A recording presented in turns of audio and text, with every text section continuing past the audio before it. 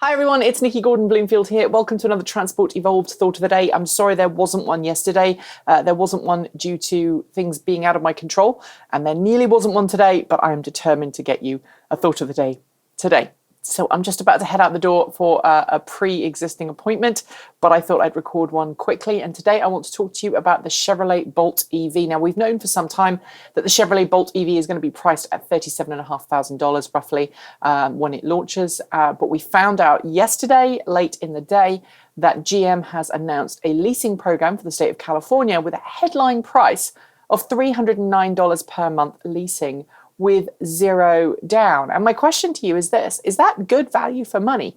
Now, on the face of it, I think it probably is, because I am paying just a little bit less than that at the moment for a loan on a Nissan Leaf, and it was a used Nissan Leaf.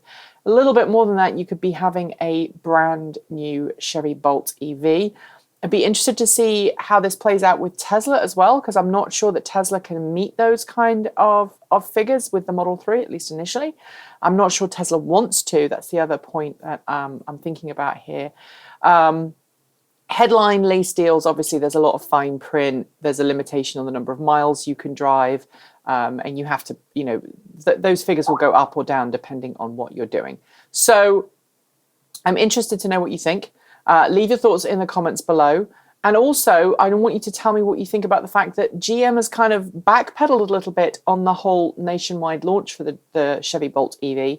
And instead of launching it nationwide, it looks now like we're going to see a trickle-down rollout that we've seen with so many other electric cars, so many other plug-in vehicles, which is very disappointing. I live in Oregon, which is one of the states that's going to get the Chevy Bolt first. It's California and Oregon. And then it's going to kind of work its way up to Washington State, across to the other side of the US, to the East Coast and the Eastern Seaboard.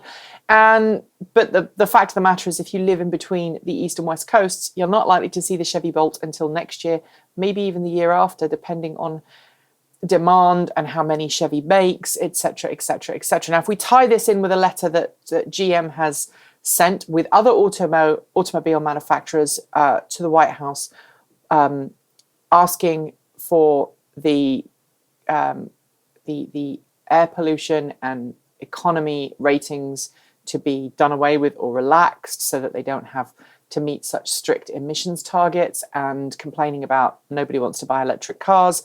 Do we think this is the sign that Chevy is backpedaling on EVs, or do we think that this is just the demand is so high that GM has to be very careful about where it pushes those cars to? So leave your thoughts to all of those comments in the comments section below, as well as give me a thumbs up and a share if you liked. If you didn't, give me a thumbs down and tell me why.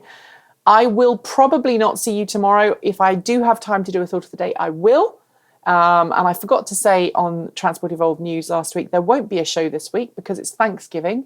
And I'm not going to be at work. It's going to be a slow news week. I know that we have people all around the world watching Transport Evolved, but I'm only one person. So I kind of take time off, then the show has to stop. So I hope you understand.